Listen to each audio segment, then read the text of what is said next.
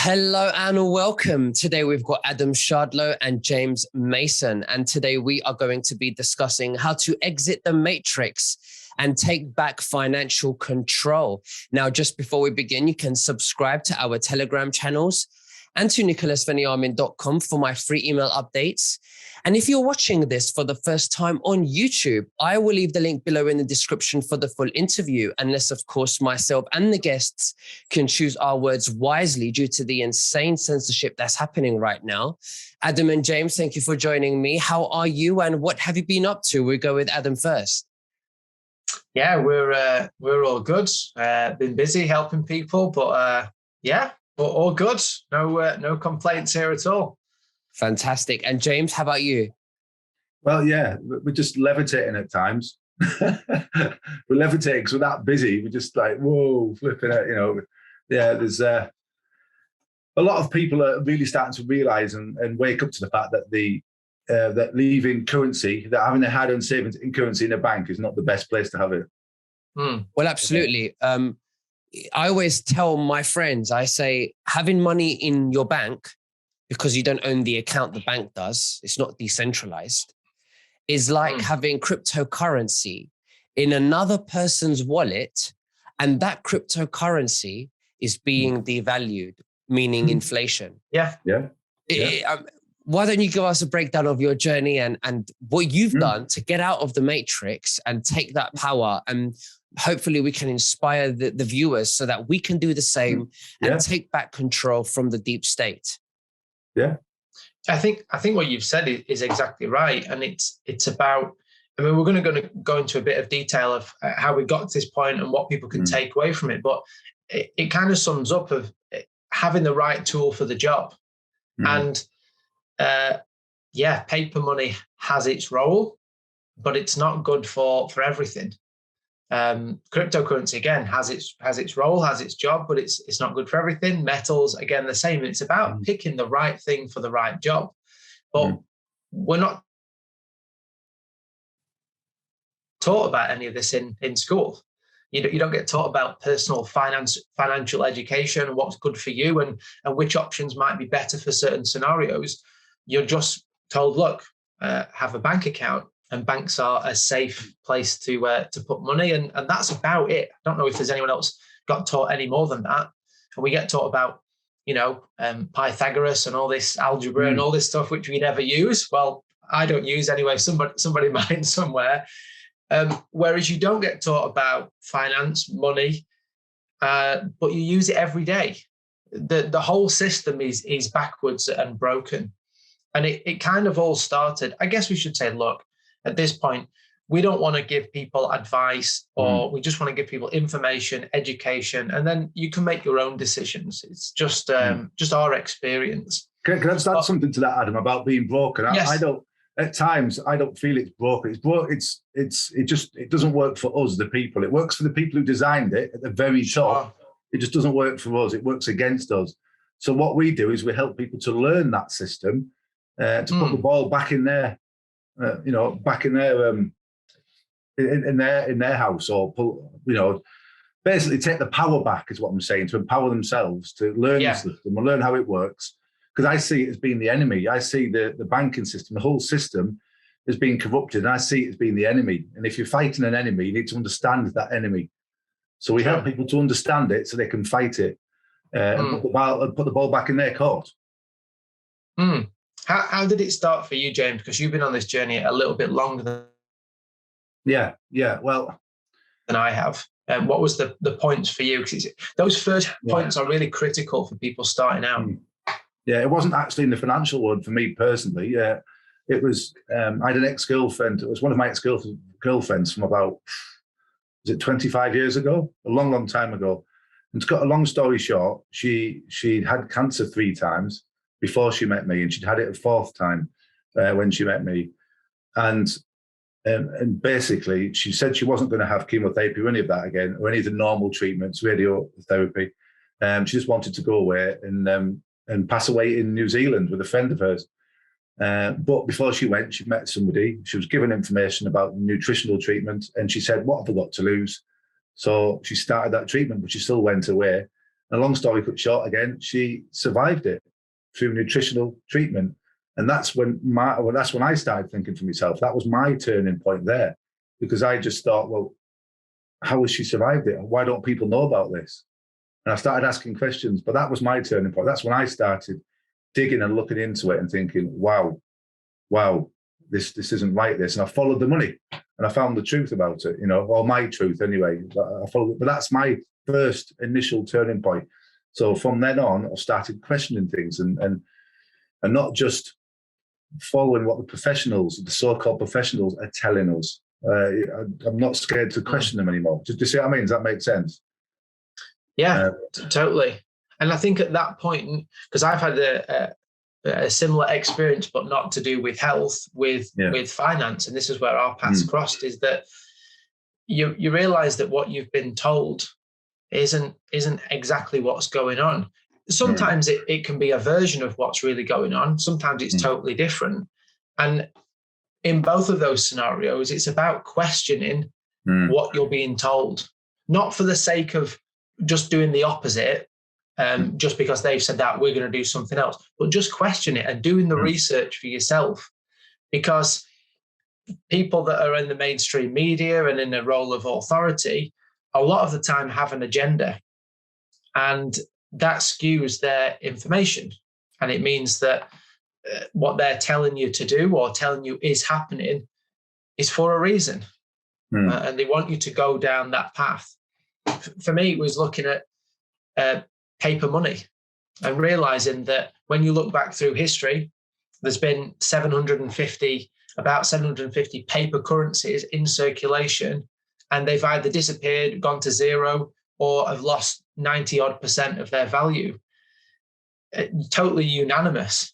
There's not one that's gained value and is standing strong. That's what they do. So it seemed to me a ludicrous idea that you would then go and save in something that loses value. It just doesn't make any sense.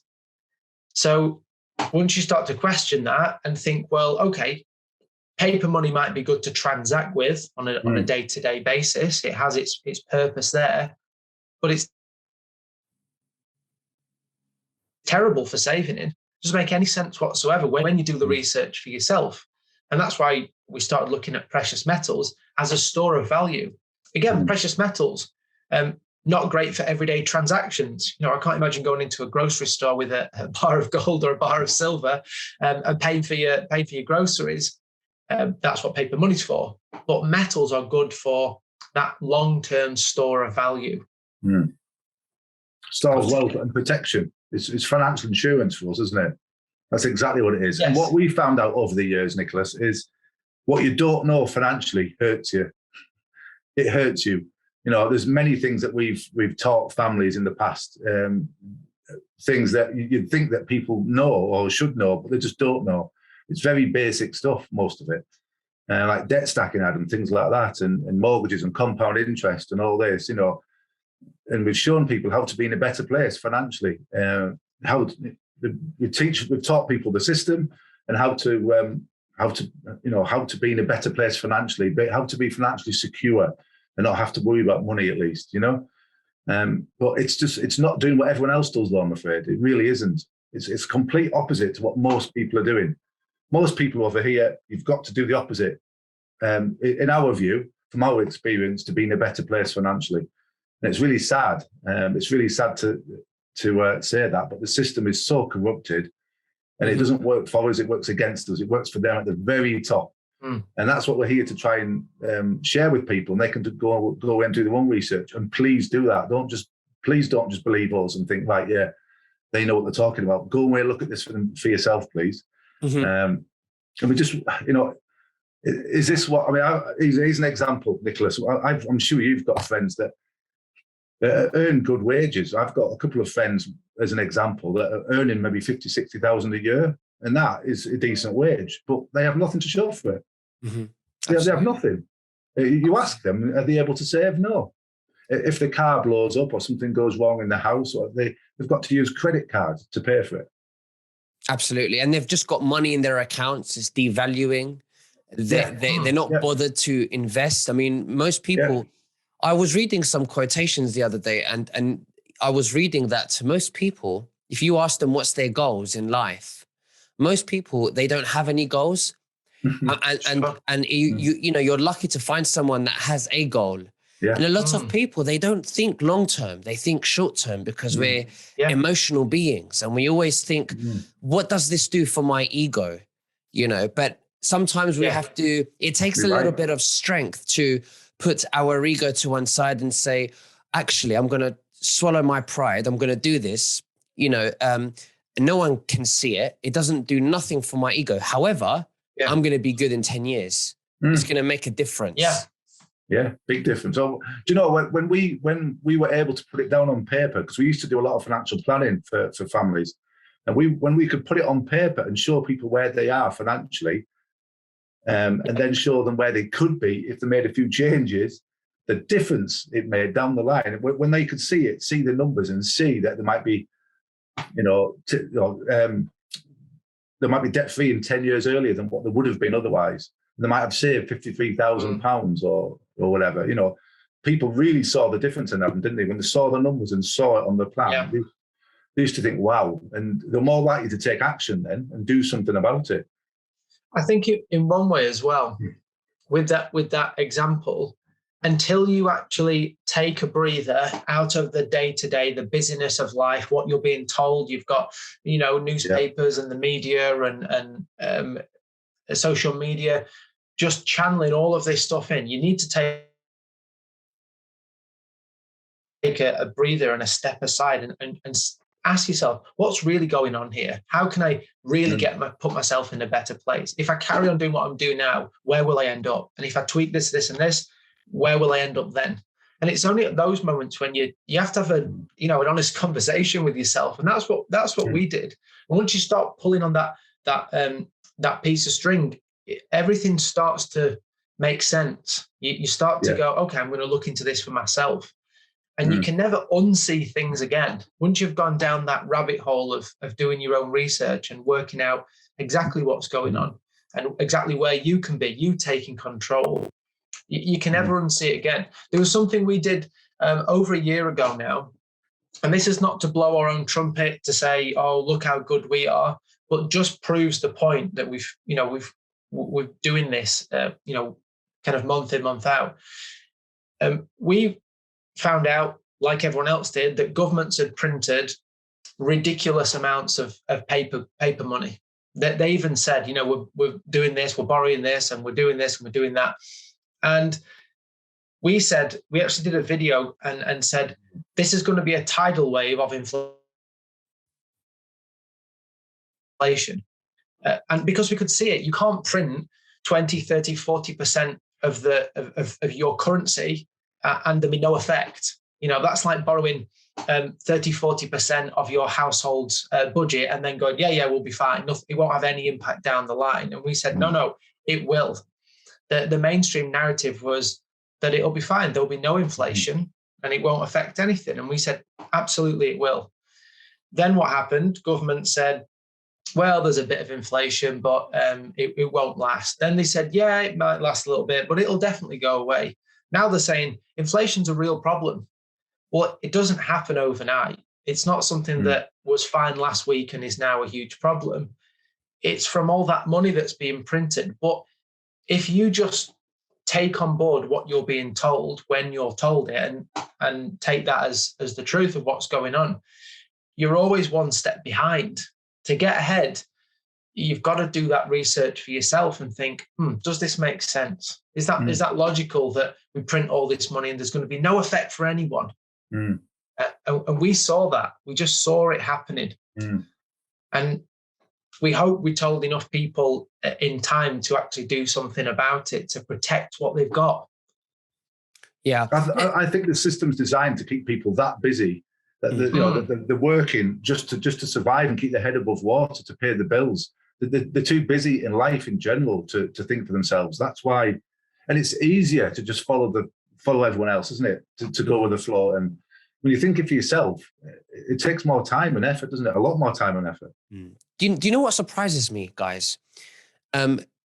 a lot of people are very happy putting a small percentage of their salary every month towards a government pension plan.